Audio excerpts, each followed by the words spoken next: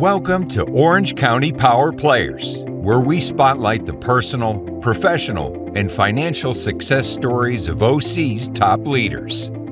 Here's your host, Danny Flores. Welcome back to OC Power Players, where I interview some of the most successful people in Orange County. I'm Danny Flores, your host, and today's honored guest is Nicholas Pardini, zooming in from Newport Beach. Nick Pardini is a co-founder of the wealth management firm Spearhead Advisors. He also provides independent macroeconomic investment research and consulting through his firm, Davos Macro Research.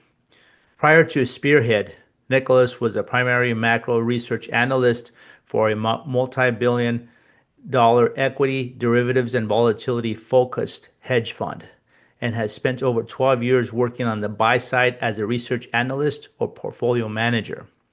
He has been featured as a keynote speaker at financial conferences globally and various media outlets such as Real Vision, Seeking Alpha, USA Today, and several major blogs, YouTube channels, and podcasts. Nick hosts a YouTube channel called Analyzing Finance with Nick, which specializes in explaining topics in finance and global macroeconomics and why they actually matter to viewers' day-to-day lives. Welcome, Nick. Thank you. So tell us a little bit about how you got started, what you had to do in college to be able to gain this knowledge, and how you kind of rose through the ranks. All right. Well, when I was a kid, my grandparents gave me stock instead of cash for my 11th or 12th birthday. And Mm-hmm. that got me kind of curious about the stock market because I kind of wanted to understand like what this thing is and why is it different or better than just getting cash.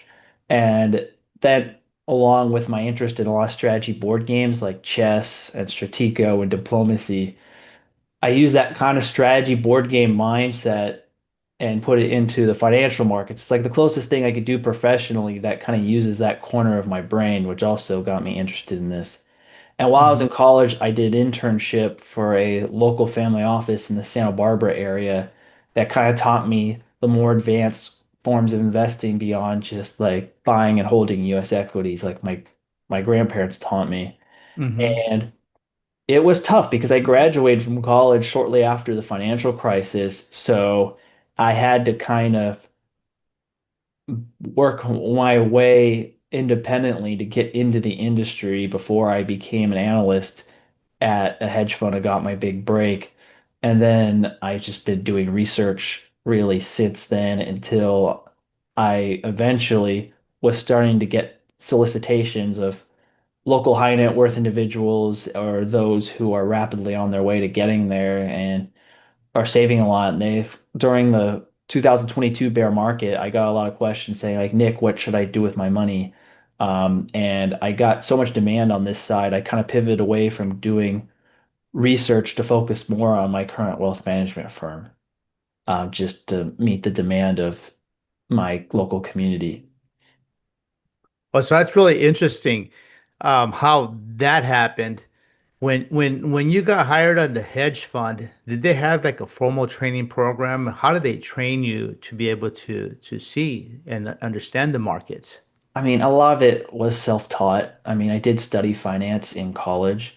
Mm-hmm. I did the CFA curriculum, which are these three exams that you have to Mm-hmm. take to that kind of show your competency in the world of finance and wealth and investment management. So, Mm-hmm. like studying for those exams, along with just my own self-education, is kind of where I got started. And then Mm-hmm. the rest of it, you kind of just learn on the job in terms of like how it's actually applied because you could know everything theoretically on paper, but it's not the same when you have actual emotions on the line and money on the line, and the psychology around that you can only really learn by doing. Right, right. To be able to stomach the peaks and valleys, right? That Yeah, happen in the markets. yeah, exactly. So as you put your firm together, what type of instruments do you guys like to focus on, and what kind of returns do you try to get for your clients? I mean, everybody has a different situation. Like Spearhead is all about customization. There are people who have large existing positions at low cost basis and would be not wise for me to sell or have different goals in terms of when they need money or how much risk they can tolerate. So there really is no unilateral set return. We have a general goal for a moderate risk tolerance, but I don't really like to go into specific return targets because every client is different, and that is kind of Hmm. what something we prioritize is customizing the portfolios to investment goals. But what was the other question you asked me? I'm sorry. Um, what kind of instruments do you Okay, like instruments. getting into? Yeah, we use basically anything that's publicly traded generally. Stocks, bonds, options, ETFs. Um, whenever Futures? you, Do you guys use well, futures? not at the moment, but for the right clients, we would use them if they made sense. But Hmm. it really just kind of, we look at the opportunity set, and it's not just US, we use a lot of international investments as well. Hmm. Um, and we look at whatever opportunity sets make sense for the client and invest in that. My personal expertise is in the derivatives market and international equity, but Hmm. what my team has combined has basically expertise across all the markets, and we all know enough knowledge about everything to be sufficiently informed for our investment decisions. Do you guys do anything in real estate? Like indirectly via REITs, but at the Okay. moment, and we might expand to that in the future, but as of right now, we don't do direct real estate investments. Yeah, I guess the real estate market's been flattish, I think, because of the high interest rates potentially. I think it has to And do with that and also demographics to a certain degree. hmm. Like Hmm. um, you have a lot of people now who own the real estate who are all in the 55 plus crowd. Hmm. And as they get old and downsize or depart from this world, it's going to open up a lot of inventory. I think that's a real big risk for the real estate market, especially in places like California or Florida, Hmm. where it has a higher concentration of wealthy retirees. So what do you see that's a good topic that you just brought up. If you have somebody over 55, and some people may potentially think of liquidating prior to their passing or when they pass away, these properties are inherited by their kids, their children, or whoever they leave them to, and they may liquidate, might not want to have anything to do with them. Would that be a perfect time, or would it be a perfect time to talk to you prior to that happening so that you have a path for that, for parking that money? I'm not an estate attorney, just to be transparent. Right. In general, you should always have like an estate plan if you have more than, say, $200,000 worth of assets, Mm-hmm. because siblings oftentimes fight over this kind of thing. So if you don't have a Mm-hmm. plan, it can result in messy litigation. And even if Right. you don't have that issue, it's still like from a legal and tax perspective makes sense to plan this stuff ahead of time. And usually with inheritance, you get a step up basis. So Right. if you're going to sell, the timing probably to sell it would actually be right after the asset is inherited because now you have a higher cost basis versus if you sold it during the parent's lifetime. Oh no, yeah, that makes sense. And I think that's why, like you mentioned, it's important to have an estate attorney to help you plan everything, so that you don't just do it on your own without knowing basically, and create some tax implications that would be very expensive for the family. Yeah, exactly. And then also potentially, as they create those plans, bringing you into the mix at the same time so that they know who you are, you're in place, and whenever that happens and they need you, you're ready to go. Yeah, exactly. That's kind of you need to failing to prepare is preparing to fail, as John Wooden always said. Yeah, yeah, 100%, 100%. So as you transition from a W-2 job into creating your firm, how difficult was that process? Just so that anybody who's listening to us and who's thinking of maybe starting a business, that currently has a W-2 job. How did that transition look like for you? It depends on what kind of industry you're in. Like in the financial services industry, even though non-competes are not legal in the state of California, you can't really build a book. It's not really legal or compliant to build a book of business on your own while you're working for somebody else.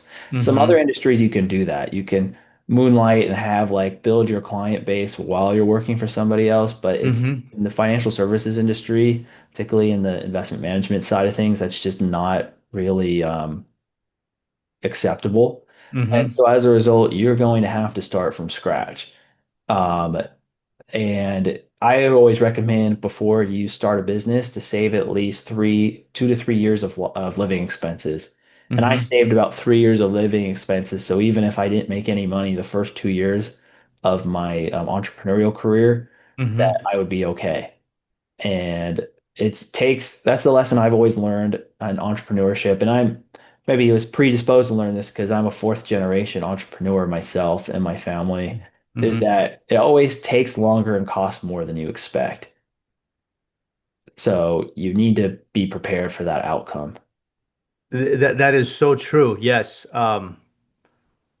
Because you don't know what you don't know, kind of a thing, when you decide to start a business and you don't know what expenses you're going to have. And it almost seems like not only saving for living expenses, but you also have to save money to start the business and feed the business at the same time. Yeah. And then the other side of it too is when it comes to, I forgot what I lost my train of thought. I forgot what I was Yeah. going to say. Yeah, so no, we're talking about saving for your living expenses 2 or 3 years. And then the other part of it is you gotta have to have money for the business itself too, because initially the business is not going to be profitable right out of the gate. Yeah, and that's also generally why I recommend if you're going to start a business, it needs to be in your field of career expertise. Mm-hmm. Like there are the exceptions of people who, I don't know, work as accountants and start a company manufacturing gardening tools, or like people who worked in tech making cars like Elon Musk. But generally, the general application really is you have the way that you're able to figure out what problems in the business world need to be solved is you need to be in that community. Mm-hmm. So, like, that's why a lot of the best entrepreneurial ideas generally come from people who have at least 3 to 5 years of work experience in their chosen industry, and they could see like how a business in their industry works from the inside out, for one, and two, what are the things, the consistent problems or challenges or inefficiencies that are in their industry that can be fixed by a new vendor or entrepreneur. So like I worked in finance, and so as a result, I was predisposed to start a financial services company. If I Right. worked, say, in software, I would be probably better off starting a software company. Or if Yeah. I was a Yeah. lawyer, starting a law firm, or et cetera, et cetera. I generally recommend you do something within your niche. And if you don't like what your niche or your profession is, then you need to choose a different profession before you become an entrepreneur. Because if you're not motivated to wake up at 7 in the morning every day and put the work needed to get things done, you will burn out. You can't do it just for making money. Right. No, that definitely makes sense. You have to be self-motivated to be able to do that because nobody's telling you to do anything. And so you have to just do it on your own. And that's, I think, when people start putting a business together, or people that don't have businesses sometimes have this misconception of saying, hey, you know what, you have your own business, you can do anything you want. And it's quite the contrary, I believe, that you actually have more responsibility than you had before because you have clients, and you have, those are kind of our bosses. The clients are our bosses, and we have to perform for them. Yeah, and then the other challenge is which I struggled with the most and my entrepreneurial career is product market fit. Like just because you're familiar with the movie Field of Dreams, right? Right. Yeah. Like you know how like Kevin Costner's character tears out his farm to build a baseball field so the Right. ghosts of the baseball players come and they say if Yeah. you build it they will come. Yeah. It doesn't work in the business world. No. Like I've tried it before and I make this nice website of business cards and have this excellent product or service that I tell people about and then nobody Uh-huh. wants to buy it. It's Right. just me wasting a bunch of time and money. And I feel like that's a big mistake, especially in the age of digital businesses where it's fairly Hmm. cheap to set up like a minimum viable product. People will Right. Right. go and do this whole thing and then without even realizing there's anybody who wants to buy it. And the first thing that needs to be done is finding um, product market fit. Correct. Yes. Yes. I've heard that many times as well. It's like if you have something, people would just come to it, and that doesn't work. You literally have to have your network. You have to have talk to people prior to that, because they're not blocking over to you. And that's definitely a challenge. And sometimes, you just kind of learn it, as part of the one of the learning blocks that you do that you have to go through as you build a business or as you put a business together. It's not glamorous and it's not easy. I'm sure you struggled in the beginning to build your client base, and little by little you've been able to build it. Yeah, that's exactly it. It's like a snowball. Right, right, right. And then the other thing is, as you land clients, make sure you over deliver, make sure you keep them satisfied, and the quality of your services or your product is there Yeah, also. managing expectations is key. Like you have to underpromise and overdeliver, not the other way Hmm. around. Correct, correct. Now we have AI that everybody's talking about. How is that affecting your business, and helping you grow and become more efficient? Well, one, it helps. You can't rely on it for research because the hallucination rate is too high and it will often make up things, but it could speed up your research process if you know the right prompts to ask and you can verify the source data.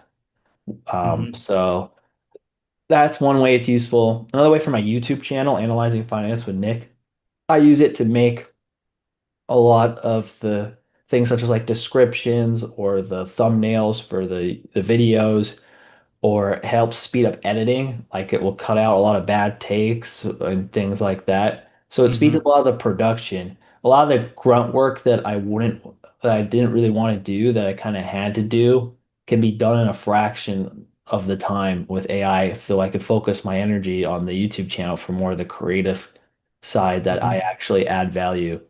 Um, so that's kind of where it's helped. It can help. It basically is like adding, having like a junior analyst on your team, Hmm. except it's a LLM.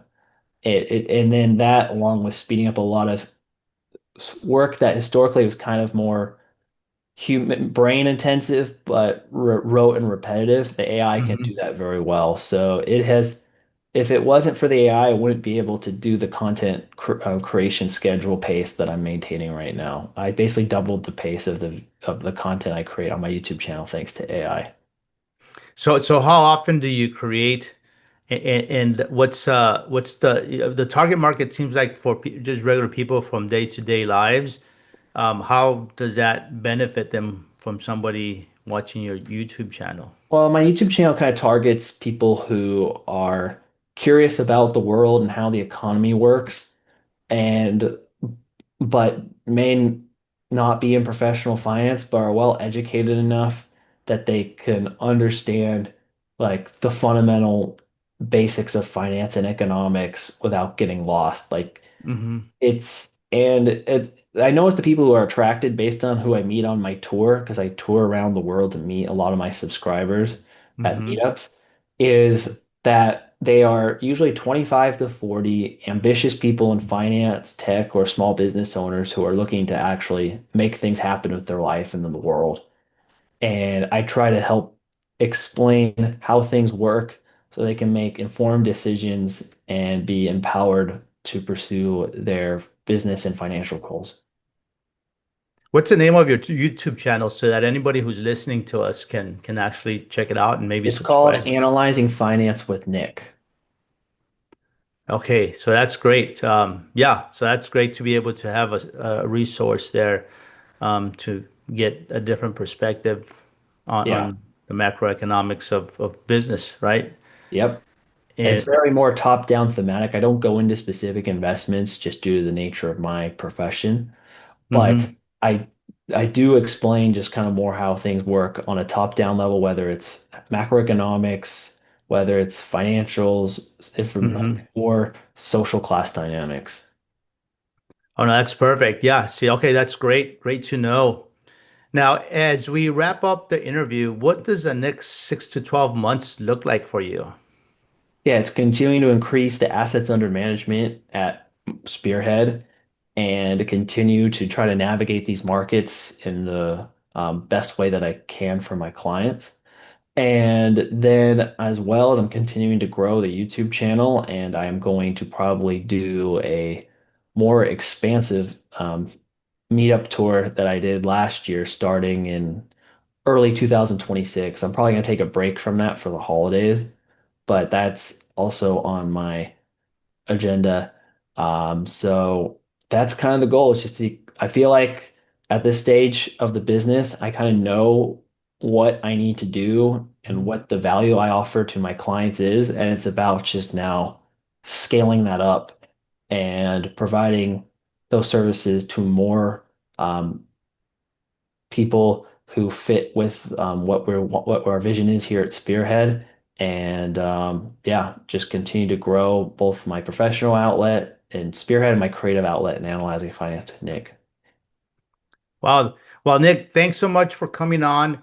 And if somebody's listening and would like to get a hold of you, how can they get a hold of you? Okay, the best ways to get a hold of me is to go to my website, nickpardini.com, or they can find me on my YouTube channel, Analyzing Finance with Nick, uh, or my Substack, which is where you get like real-time email updates on everything that we're doing. It's called Nick's Present Value, but it's like nickpardini.substack.com are probably the three best ways to find me. All right. Well, thanks so much for coming on, Nick. And thank you to our audience. Please go to ocpowerplayers.com and follow us on your favorite channel. Thanks so much, Nick. You're welcome. Thanks for having me on. Thanks for listening to Orange County Power Players. Want to share your success story? Apply to be a guest at ocpowerplayers.com/guest.